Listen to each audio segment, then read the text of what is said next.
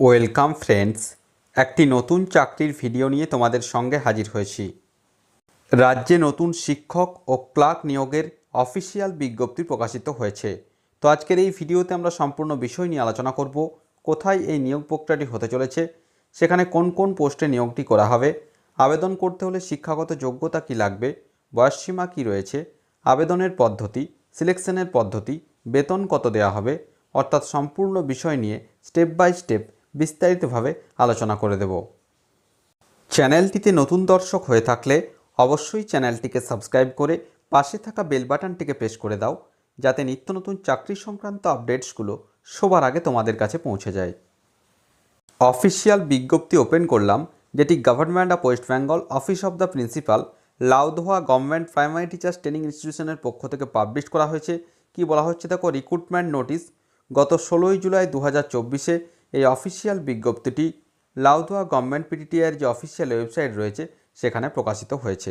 কি বলা হচ্ছে, applications are invited from the interested and eligible candidates with requisite qualification as per NCT norms for guest teacher in different subjects and DRW staff as accountant cum clerk on purely temporary basis in DLED course at Laudoya government PTTI. অর্থাৎ সম্পূর্ণ চুক্তির ভিত্তিতে বিভিন্ন সাবজেক্টের ওপর guest teacher এবং accountant cum clerk পদে নিয়োগটি করা হবে। Required qualification, remuneration and other criterion for the post mention in the table below. অর্থাৎ এখানে আবেদন করতে হলে শিক্ষাগত যোগ্যতা, বেতন কত দেওয়া হবে, সমস্ত কিছু নিচের যে টেবিল রয়েছে সেখানে উল্লেখিত রয়েছে। আমরা এক এক করে এগুলো আলোচনা করে দেব। নেক্সট আমরা দেখে নিই কীভাবে আবেদন করতে হবে। Application should reach by post or hand to the office of the principal Laudoha government PTTI, post office Laudoha, district Paschim Bardhaman, pin 713385 within 3rd August 2024 in prescribe format given below. অর্থাৎ এখানে আবেদন অফলাইনের মাধ্যমে করতে হবে। চাইলে বাই পোস্টের মাধ্যমে অবশ্যই করা যাবে এবং চাইলে কেউ হাতে হাতে গিয়েও অফিসে জমা করতে পারে। সেক্ষেত্রে দুটির ক্ষেত্রে ডেট রয়েছে আগামী 3rd August 2024 মধ্যে পজিটিভলি বাই পোস্টের মাধ্যমে নির্দিষ্ট যে ফরম্যাট রয়েছে সে ফরম্যাটটি ফিল আপ করে তার সঙ্গে যাবতীয় ডকুমেন্টসগুলি দিয়ে অবশ্যই নির্দিষ্ট ঠিকানায় পৌঁছাতে হবে।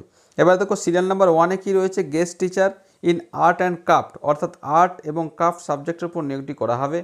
বয়সসীমা কী হয়েছে, 1 আগস্ট 2024 অনুযায়ী 63 বছরের বেশি বয়স হলে চলবে না, অর্থাৎ 63 ইয়ার্স পর্যন্ত অবশ্যই আবেদন করা যাবে। কোয়ালিফিকেশান কী রয়েছে, ফাইন আর্টসে যদি মাস্টার ডিগ্রি থাকে অবশ্যই সেখানে ন্যূনতম 50% নম্বর থাকতে হবে, তাহলে অবশ্যই আবেদন করা যাবে। অর্থাৎ ফাইন আর্টস নিয়ে যাদের মাস্টার্স রয়েছে তারা অবশ্যই আবেদন করতে পারবে। অনারিয়াম রয়েছে, প্রতিটি ক্লাসের জন্য 400 টাকা ধার্য করা হয়েছে।